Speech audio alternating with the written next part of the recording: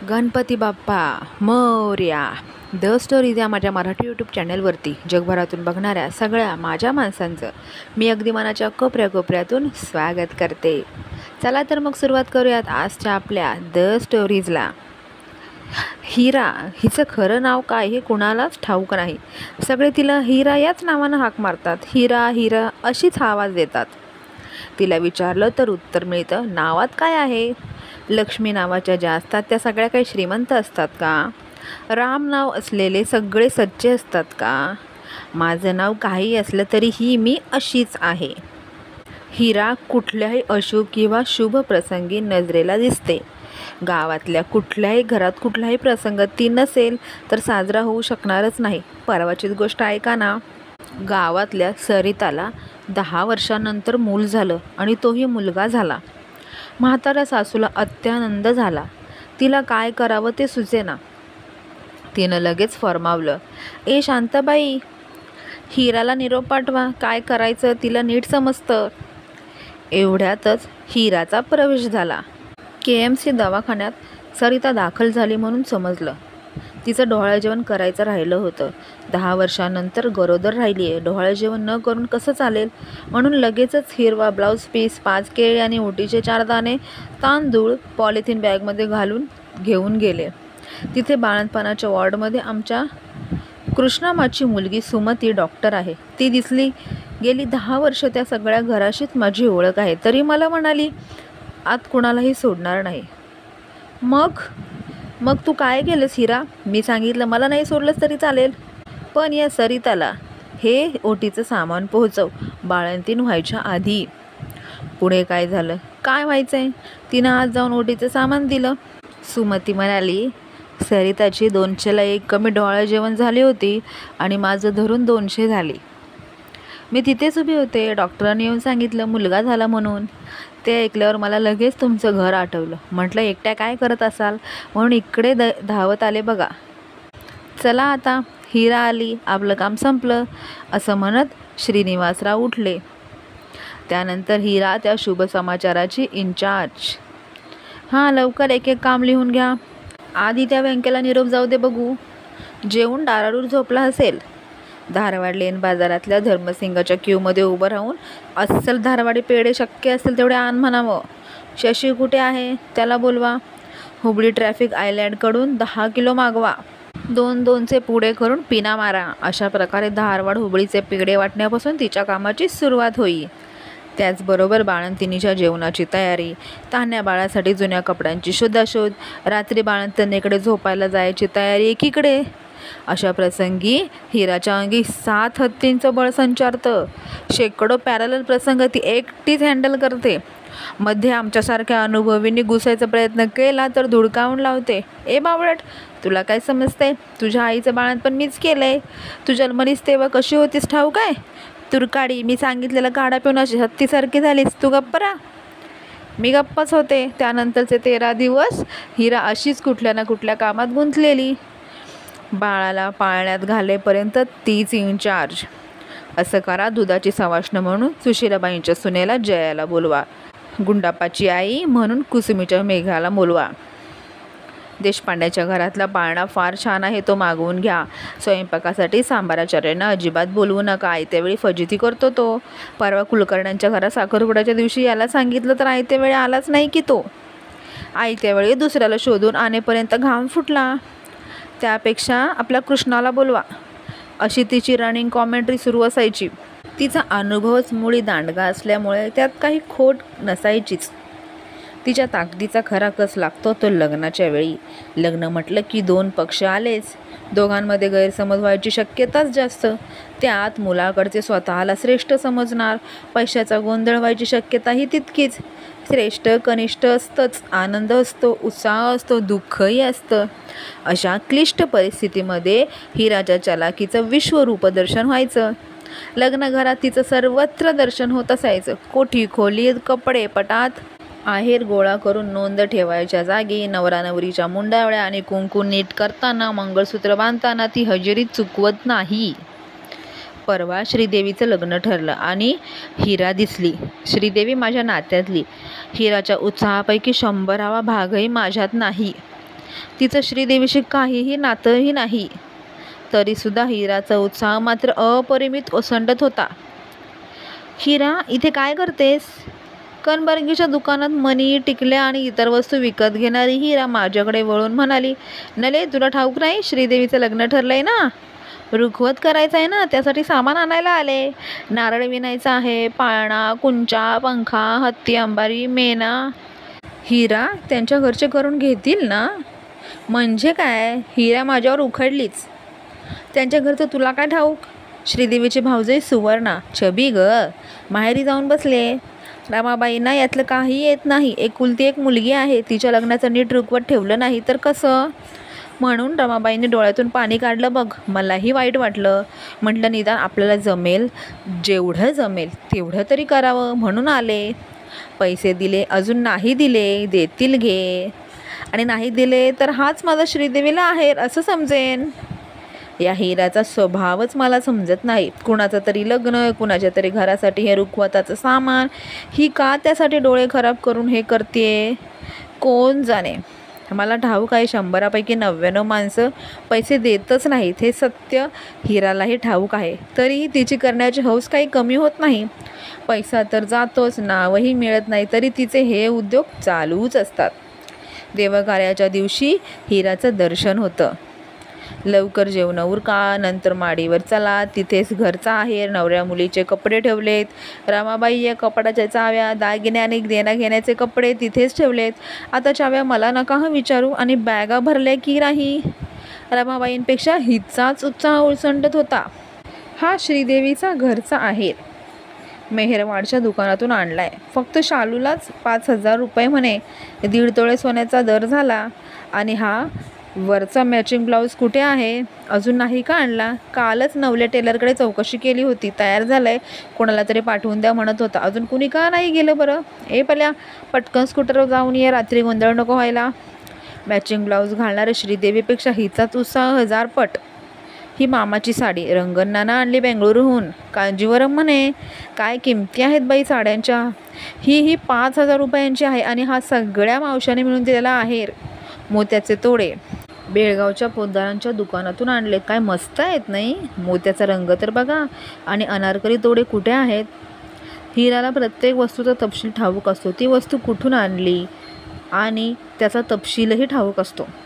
त्यानंतर तिची नजर फराळाकडे वळते. चकलीचा डब्बा, अनारसे, बेसनाचे लाडू, कच्चा चिवडा, भाजक्या पोह्यांचा चिवडा, सगळ्यांची तिला माहिती असते.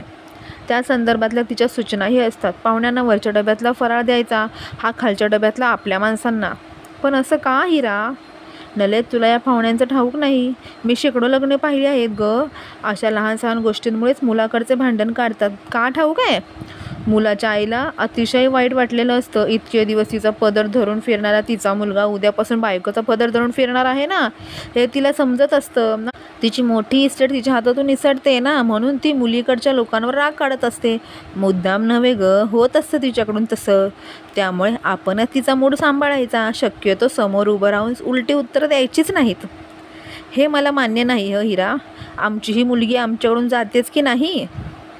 असेल ग, पण मुलगी जन्माला आली की ती दुसऱ्याच्या घरी जाणार हे आपल्याला ती जन्मल्यापासून ठाऊक असतंच की. त्यासाठी मन तयार असतंच. एवढ्यातच हिराला आतून हाक आली, विहीनबाईंना गरमागरम चहा हवाय. हिरा घाईघाईनं स्वयंपाकघराकडे वळली. या 2 दिवसाच्या लग्नात हिराचं नाव सगळ्यांच्या तोंडी हजारो वेळा ऐकू येत असायचं. बायका तर हिरा नसेल तर कुठलंही काम करत नाहीत. कुठल्याही क्लिष्ट परिस्थितीतून हिरानंच मार्ग काढायचा. लग्न संपत आलं. श्रीदेवीच्या सासूला सुनेचं नाव बदलवायचं होतं. तसंच सुनेनं उखाणे घ्यावेत अशी तिची अपेक्षा होती. श्रीदेवी महाकाळी झाली. तिनं आक्षेप घेतला, मी का माझं नाव बदलू? तो लग्न झालंय म्हणून आपलं नाव बदलणार आहे का? मीही त्याच्या इतकीच शिकले आहे. मीही सॉफ्टवेअर इंजिनियर आहे. आणि उखाणा? 10 वर्षांच्या मुलीचं लग्न करा म्हणजे ती करेल ही सगळी नाटकं. मला नका सांगू, मी नाही घेणार उखाणा वगैरे. रमाबाई तर घाबरल्याच. त्यांनी तातडीनं हिराला समेटासाठी पाठवलं. तिकडे भारतीबाई, आमच्या गुरुला मी आधीच सांगितलं होतं, दर आठवड्याला श्रीदेवीला भेटतोस ना, मग आधीच सांगून ठेव तिला, आमच्याकडे नाव बदलायची पद्धत आहे. आणि उखाणे न घेता तुमच्याकडे तरी कुणाचं लग्न झाल्याचं ऐकलंय का? आता काहीच नको म्हटलं तर कसं? हिरा अत्यंत नम्रपणे म्हणाली, असं काय करता भारतीबाई? नाहीतरी तुमच्या मुलाचं नाव गुरुराज म्हणजे संन्याशाचंच नाव. त्याला शोभेचं नाव म्हणजे कुठलं? तुम्ही श्रीदेवी म्हणजे लक्ष्मी असं तांदळात लिहायला सांगा आणि श्रीदेवीचा हाक मारा. युद्धात हार न मानणाऱ्या भारतीबाईंना हे सोयीस्कर वाटलं. तरी देखील हिरा पुढे म्हणालीच, भारतीबाई, अहो ही मुलं आधीपासून एकमेकांना भेटतात, बोलतात, तास तासाचा फोन चालतो. एकमेकांना तर एकेरी हाका देखील मारतात. आता कसली उखाण्यातून नावं घ्यायची मजा? तुमच्यासारखं लहान वयात लग्न झालं असतं तर उखाण्यातून नाव घ्यायची मजा होती. आठवून बघा तुमचंच लग्न. भारतीबाईंना हिराचं बोलणं तंतोतंत पटलं. इकडे श्रीदेवीही शांत झाली. पुढचे कार्यक्रम अगदी सुरळीतपणे पार पडले. हिराला स्वतःचा संसार नाही असं समजायचं कारण नाही. हिराचा नवरा मारुतीच्या देवळाचा पुजारी, स्वभावानं अगदी शांत. आपण बरं आणि आपली पूजा बरी, इतर कुठल्याही बाबतीत काहीही आस्था नाही. तसंच तो हिराच्या कुठल्याही उद्योगात आडवाही येत नाही. हिराही आपल्या सगळ्या उद्योगात नवऱ्याची आबाळ होऊ देत नाही. नवऱ्याचं जेवण खाणं वेळ सांभाळून तिचे सगळे उद्योग चालतात. हिराला एकच मुलगी मंदाकिनी. लग्न होऊन ती पुण्यात असते. आपल्या या सगळ्या उद्योगात हिराला पुण्यालाही जायला कमी वेळाच मिळतं. तीच अधूनमधून येत असते. जावई रेल्वेत क्लार्क आहे, त्यामुळे रेल्वेचा पास असतोच. मंदाकिनी ही वडिलांसारखीच शांत आहे, त्यामुळे हिराला कसलीच कटकट नाही. आहेराच्या नोंदी ठेवणं जबाबदारीचं काम हे तर केवळ हिराचंच काम. एका पोत्यात आलेला आहेर भरून ठेवायचा. दुसरीकडे प्रल्हाद राघवेंद्र यांसारख्या निरुद्योगी कॉलेज तरुणांना हाताशी धरून त्यांची नीट नोंद करायचं काम चालतं. या नोंदी विचित्र असतात. एकदा मी केवळ उत्सुकतेपोटी ती यादी पाहिली. एक नोंद होती देशपांडे स्टील परात, साडी धोतर, एकूण किंमत सुमारे 400 रुपये. हे काय ग हिरा, किमतीसकट का नोंद केलीस? मग नको करायला? उद्या त्यांच्या घरात कार्याला परत आहेर करताना समजायला नको? रोख रक्कम, चांदी, स्टील, कापड, क्रॉकरी असे वेगवेगळे कॉलम करून हिरा नोंदी करायला लावते. लग्न पार पडलं. एकीकडे वाईट वाटलं तरी श्रीदेवी आनंदानं सासरी जायला निघाली. जाताना तिनं आईला, लग्नासाठी माहेरून आलेल्या वहिनीला मिठी मारली. भारतीबाईंनीही लग्नाच्या सगळ्या व्यवस्थेवर आनंद व्यक्त केला. एकूण काय, श्रीदेवीचं लग्न छान पार पडलं. या लग्नाच्या अनेक प्रसंगी आधारस्तंभ असलेली हिरा एव्हाना आपल्या घरी निघून गेली होती. दुसऱ्या दिवशीच्या पतीच्या पूजेसाठी सोवळ्यानं कपडे वाळत टाकायचे होते, म्हणून त्यात एकादशी, त्याची तयारी देखील करायची होती. आणि लग्नघरातही हिराची गरज संपल्यामुळे कोणाला तिची आठवणही आली नाही. मी पुन्हा हिराला पाहिली ते शामराव वारले तेव्हा.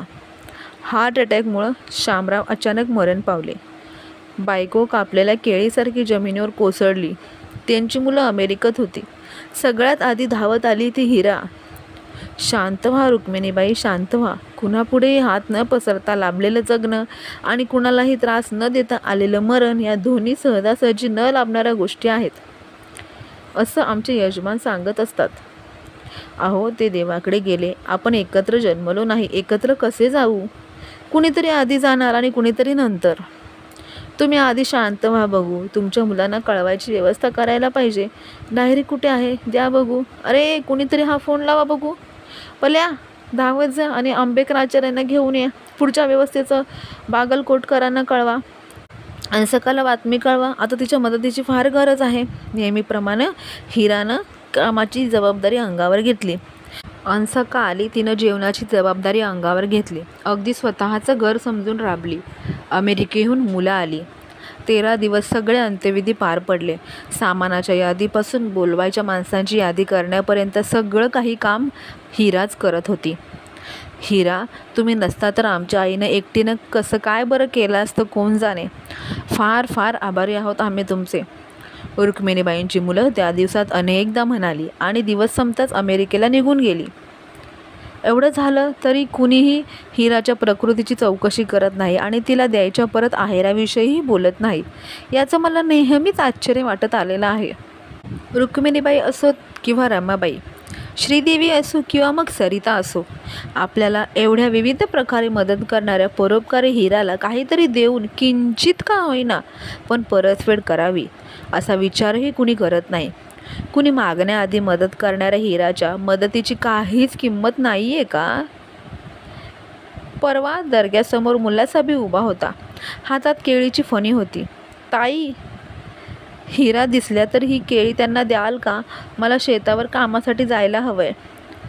का रे मुल्लासाबी? आमच्या बीबीला बाळंतपणाच्या वेळी लई त्रास झाला होता. मी हिराला बोलावून आणलं.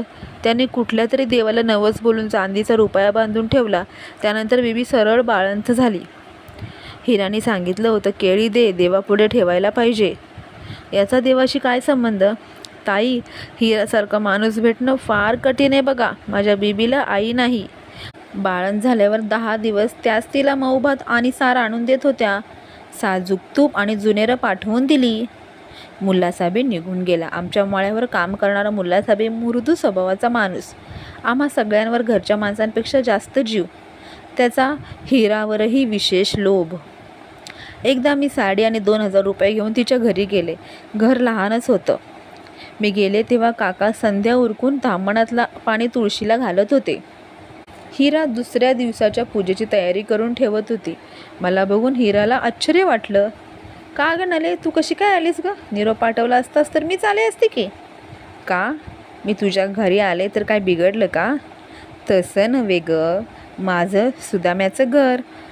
पण मग मी कुठे कृष्ण आहे? हिरानं अंथरलेल्या चटईवर बसून मी तिच्या घरावरून नजर टाकली. गरिबी असली तरी सगळं जागच्या जागी नीटनेटकेपणाने ठेवलं होतं. का गं, काय झालं? अशी कशी आलीस? घरी सगळं ठीक आहे ना? काही नाही हिरा, माझ्या आईचं बाळंतपण केलंस, माझंही केलंस. माझ्या लग्नात धावपळ केलीस, आमच्या घरच्या आनंदात सहभागी झालीस. भरपूर धावपळ केलीस म्हणून माझ्याकडून तुला हा छोटासा आहेर.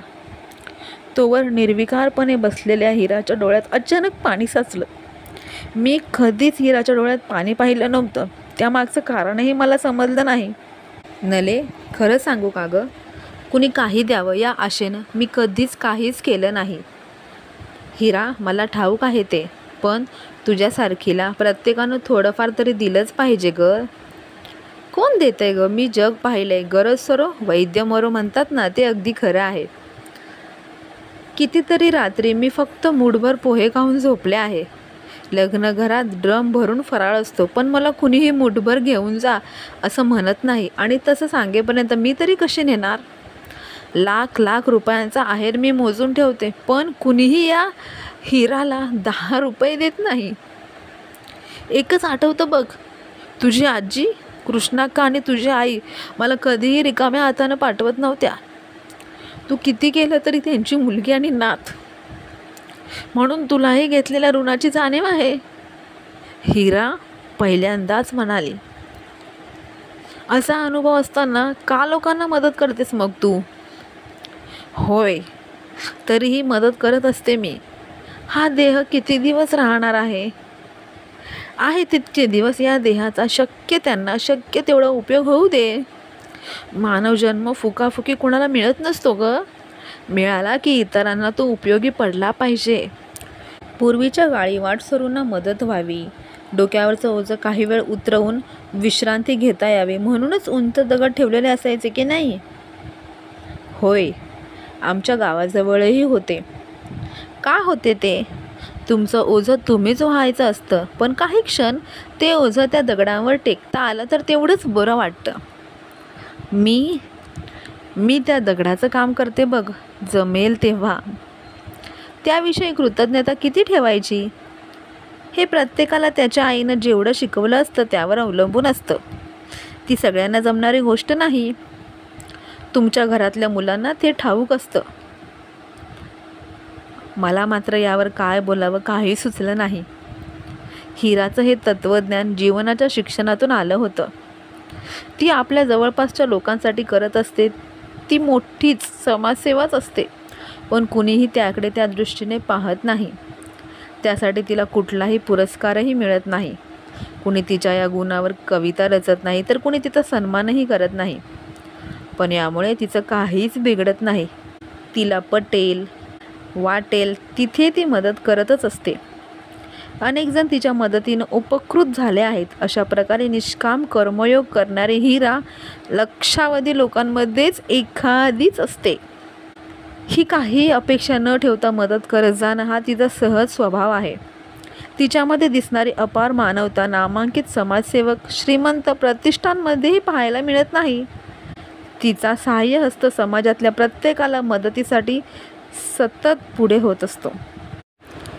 तर अशी आहे हिरा, परोपकारी हिरा, प्रत्येकाला मदत करणारे हिरा, कुठल्याही गोष्टीची, कुठल्याही परतफेडीची अपेक्षा न करता सतत इतरांसाठी राबणारी हिरा. तर माझ्या आजच्या ह्या द स्टोरीजमधून तुम्हाला काय शिकायला मिळालं, काय प्रेरणा मिळाली? जर वेळ मिळाला तर नक्की कमेंट करा. तुमचं हे प्रेम माझ्यावरती असंच राहू द्यात आणि तुमचं प्रेम जर उत्तरोत्तर वाढत गेलं लाईक्सच्या माध्यमातून आणि सबस्क्रायबर्सच्या माध्यमातून तर खूपच छान, खूप आनंद. तुमच्या प्रतिक्रिया कशाही असतील, पॉझिटिव्ह निगेटिव्ह, नक्की कमेंट करा. चला तर पुन्हा भेटूयात पुढच्या आपल्या द स्टोरीजमध्ये. धन्यवाद.